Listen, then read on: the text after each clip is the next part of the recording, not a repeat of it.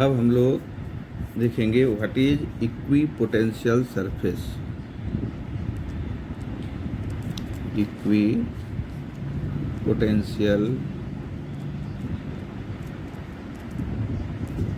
Surface, जैसा कि नाम है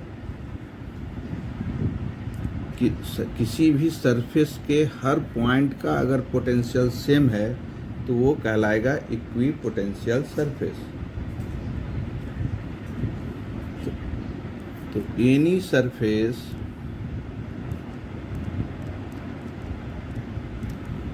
that has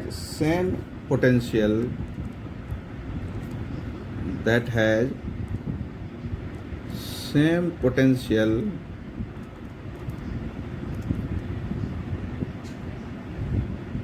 at every point on it,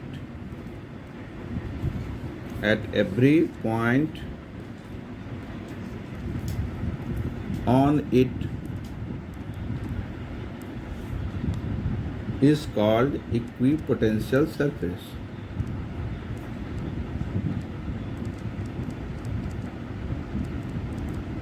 Is called equipotential surface. समझ में आया क्या है इक्विपोटेंशियल सरफेस? हर पॉइंट, जैसे मान लो कोई एक सरफेस है, जैसे अगर मान लो हमने एक स्फीयर ले लिया, कंसीडर किया, यहाँ सेंटर पर चार्ज है, तो इस चार्ज की वजह से इस पॉइंट पर पोटेंशियल क्या होगा कि Q अपॉन रेडियस, अगर R है तो R।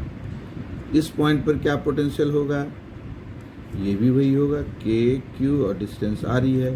किसी भी पॉइंट पर क्या पोटेंशियल होगा, K Q अपॉन R, यानी हर एक पॉइंट पर सेम पोटेंशियल होगा सरफेस के हर एक पॉइंट। तो ये सरफेस कहलाएगा इक्विपोटेंशियल सरफेस। हम लोग देखें properties of equipotential surface. Properties of equipotential surface. ये प्रॉपर्टीज, फर्स्ट प्रॉपर्टीज है इसका, no work in moving the test charge over an equipotential surface, यानी no work is done in moving test charge, कोई भी charge हम लोग लेंगे, over an equipotential surface.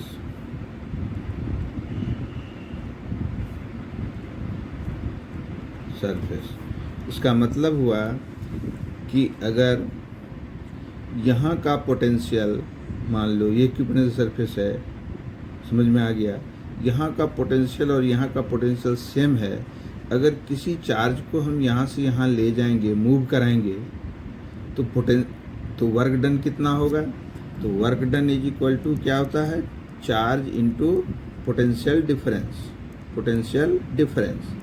अगर पोटेंशियल का डिफरेंस जीरो होगा, क्योंकि दोनों का पोटेंशियल पॉइंट का तो सेम है, क्योंकि इक्विपोटेंशियल सरफेस है, तो अगर पोटेंशियल डिफरेंस जीरो है, तो अगर potential difference is equal to zero, then W is equal to zero, यानी वर्क डन नहीं होगा। ठीक है।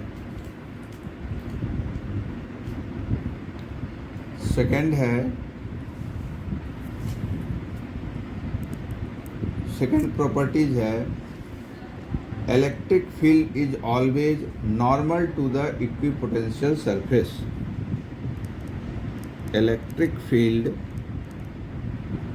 Is normal to the equipotential surface.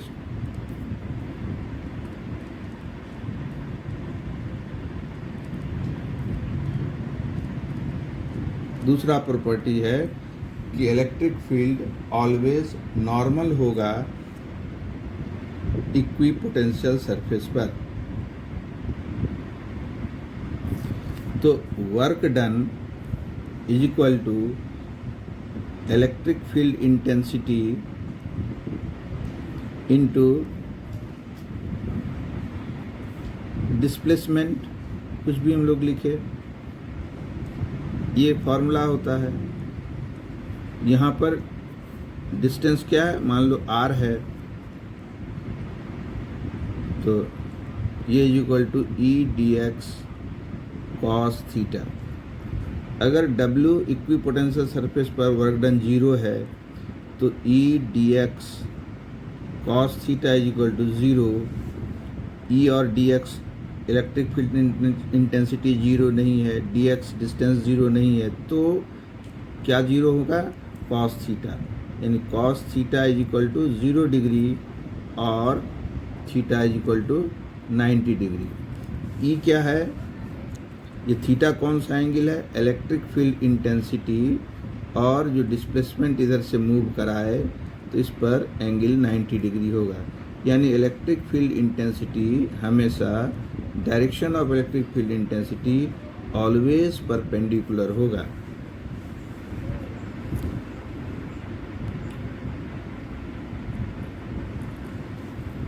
Third है, no two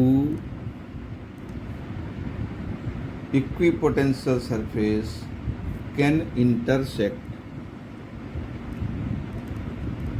equipotential surface intersect each other।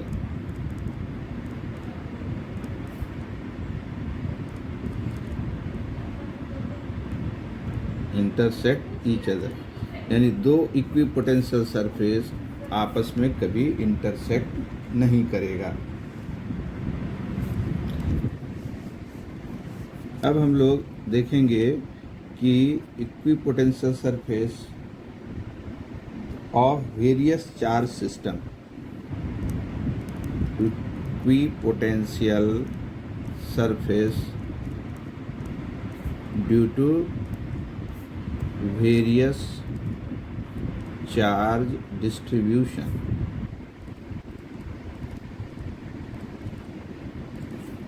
Various charge distribution equipotential surface कितना होगा, तो अगर कोई पॉजिटिव या नेगेटिव चार्ज है तो फर्स्ट देखें हम लोग, फॉर पॉजिटिव पॉइंट चार्ज, अगर कोई पॉजिटिव पॉइंट चार्ज लिया, जैसे यहाँ पर कोई पॉजिटिव चार्ज है, तो इक्विपोटेंशियल सरफेस किसी भी रेडियस का स्फेयर, किसी भी रेडियस का स्फेयर होगा, यानी आप कह सकते हैं कॉन्सेंट्रिक स्फेयर होगा ऑफ एनी रेडियस। हर एक जो स्फेयर होगा उस पर, उसके हर पॉइंट पर पोटेंशियल सेम होगा। जैसे इस बार भी दिखाया आपको कि यहाँ से आर डिस्टेंस पर, तो ये डिस्टेंस आप कुछ भी ले सकते हैं, छोटा भी स्फेयर होगा या बड़ा स्फेयर होगा, कोई फर्क नहीं पड़ेगा, पोटेंशियल भले डिफर होगा, लेकिन हर सरफेस के हर पॉइंट पर पोटेंशियल सेम होगा। और electric field intensity, direction of electric field intensity always perpendicular होगा। तो इस तरह से ये इलेक्ट्रिक फील्ड डायरेक्शन, चूँकि प्लस चार्ज है तो आउटवर्ड जाएगा, तो ये इलेक्ट्रिक फील्ड इंटेंसिटी का डायरेक्शन, ये डायरेक्शन है, लाइंस ऑफ फोर्स का डायरेक्शन है, और ये जितने भी कॉन्सेंट्रिक स्फेयर्स हैं ये सभी equipotential surface due to positive charge कहलाएगा। अगर नेगेटिव चार्ज है, यही अगर नेगेटिव चार्ज है तो इक्विपोटेंशियल सरफेस कॉन्सेंट्रिक स्फेयर ही होंगे। इस स्फेयर, किसी भी स्फेयर के हर पॉइंट पर इलेक्ट्रिक पोटेंशियल सेम होगा, लेकिन इसमें जो इलेक्ट्रिक लाइंस ऑफ फोर्स होगा उसका डायरेक्शन इनवर्ड हो जाएगा, यही फर्क होगा। लेकिन इक्विपोटेंशियल सरफेस हमेशा पॉइंट चार्ज के लिए स्फेरिकल ही होगा। दूसरा, अगर two equal and opposite charges के लिए कैसा होगा? Two equal and opposite charges के लिए कैसा होगा? अगर मान लो यहाँ पॉजिटिव चार्ज है और ये नेगेटिव चार्ज है, तो इलेक्ट्रिक लाइंस ऑफ फोर्स तो पॉजिटिव से नेगेटिव की तरफ जाता है। इस तरह का हम लोग जानते हैं। इलेक्ट्रिक लाइंस ऑफ फोर्स इस तरह का होना है, ठीक है। ये इस तरह से इस तरह जाएगा, इधर और ये इधर आए। ये इलेक्ट्रिक, लेकिन इक्विपोटेंशियल सरफेस चूँकि पॉजिटिव चार्ज है, स्फेरिकल होगा। ये स्फेरिकल इस टाइप का होगा, और यहाँ नेगेटिव चार्ज है, इसमें पर भी स्फेरिकल होगा। ये इक्विपोटेंशियल सरफेस होगा। जैसे जैसे ये डिस्टेंस बढ़ता जाएगा, सेंटर ऑफ स्फेयर इस तरफ शिफ्ट होता जाएगा, यानी ये स्फेयर का सेंटर इधर शिफ्ट होता जाएगा, और इधर से भी इस सेंटर का स्फेयर आउटवर्ड शिफ्ट होगा। अगर दूसरा स्फेयर बनाए तो इस तरह का हो जाएगा, और इधर अगर दूसरा बनाए तो इस तरह का होगा। तो ये जो आप देख रहे हैं स्फेयर, ये यहाँ दूर जैसे जैसे जाएंगे, ये इक्विपोटेंशियल सरफेस का सेपरेशन बढ़ता जाएगा, इधर भी बढ़ता जाएगा। ये होगा due to equal and opposite charges. अगर दोनों सेम चार्ज है तो इक्विपोटेंशियल सरफेस किस तरह का होगा? अगर दोनों इक्वल एंड सेम चार्ज है,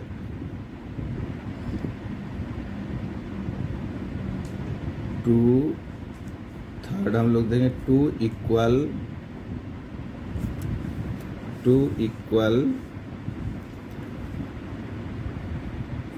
पॉजिटिव चार्ज मान लो ले लिया, तो जैसे यहाँ पर एक चार्ज लिया, ये पॉजिटिव चार्ज है, ये भी पॉजिटिव चार्ज है, तो इक्विपोटेंशियल सरफेस तो चार्ज के नज़दीक तो स्फेरिकल होगा, इस चार्ज के नज़दीक भी स्फेरिकल होगा। लेकिन जैसे जैसे हम इस तरफ आगे की ओर बढ़ते जाएंगे, इसमें लाइंस ऑफ फोर्स ऐसे, क्योंकि दोनों पॉजिटिव चार्ज है इसलिए ऐसा चला जाएगा। इसमें भी लाइंस ऑफ फोर्स इस तरह से और लाइंस ऑफ फोर्स ऐसे निकल आएगा, ठीक है। इस तरह से अगर हम लोग देखें तो यहाँ लाइंस ऑफ फोर्स ऐसे हो जाएगा,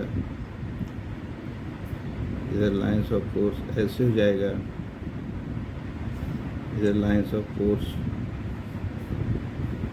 पॉजिटिव चार्ज है तो आउटवर्ड लाइंस ऑफ फोर्स लगभग ऐसे चला जाएगा।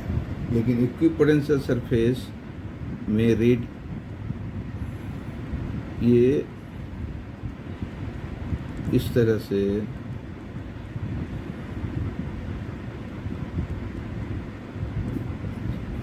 और फिर आगे देखेंगे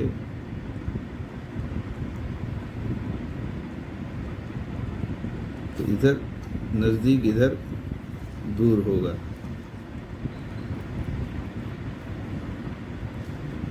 और अगर और बढ़ा लेंगे तो वो इस तरह से ये इक्विपोटेंशियल सरफेस ये इस तरह का शेप का इक्विपोटेंशियल सरफेस बन जाएगा, अगर टू इक्वल चार्ज है। अगर दोनों पॉजिटिव दोनों नेगेटिव ले लिया आपने तो बस direction of electric field inward होगा, बाकी इस तरह का इक्विपोटेंशियल सरफेस इसमें बनता है। अगर यूनिफॉर्म इलेक्ट्रिक फील्ड है, fourth for uniform electric field, uniform electric field का सिंबल है पैरेलल लाइंस। अगर यूनिफॉर्म इलेक्ट्रिक फील्ड है तो इक्विपोटेंशियल सरफेस कैसा होगा? क्योंकि इलेक्ट्रिक फील्ड लाइन परपेंडिकुलर होता है, इसीलिए ये इस तरह का कहीं भी अगर आप बनाएंगे तो इस तरह का इक्विपोटेंशियल सरफेस बनेगा। ये लाइन इसके परपेंडिकुलर होगा। यहाँ बनाना चाहें तो यहाँ भी बना सकते हैं, जितना आप चाहें, जहाँ पर बनाना चाहें वहाँ इक्विपोटेंशियल सरफेस इस तरह का। तो ये प्लेन इस तरह का होगा प्लेन, और उसके ऊपर electric lines of force parallel होगा और परपेंडिकुलर भी होगा। तो सारे केसेस में इक्विपोटेंशियल सरफेस जब two equal and same charge है, जब two equal and opposite charge है, किस तरह का सर्कल जो इक्विपोटेंशियल सरफेस है किस तरह से सेंटर ऑफ जो स्फेयर है वो इस तरफ शिफ्ट करता है, इसमें सेंटर ऑफ स्फेयर इस तरफ शिफ्ट करता है। तो ये है, अगर सिंगल चार्ज है तो किस तरह बनता है equipotential surface, positive charge negative, positive charge के लिए ऐसा बनता है, नेगेटिव चार्ज में बस एरो का डिफरेंस हो जाता है। तो ये 3-4 शेप, सिंगल चार्ज की वजह से, two equal and opposite charge की वजह से, और फिर टू सिमिलर चार्ज की वजह से, और यूनिफॉर्म इलेक्ट्रिक फील्ड में इक्विपोटेंशियल सरफेस प्लेन होता है, और वो plane electric lines of force के इलेक्ट्रिक फील्ड डायरेक्शन के परपेंडिकुलर होता है। ठीक है, इस तरह से हम लोग बनाते हैं।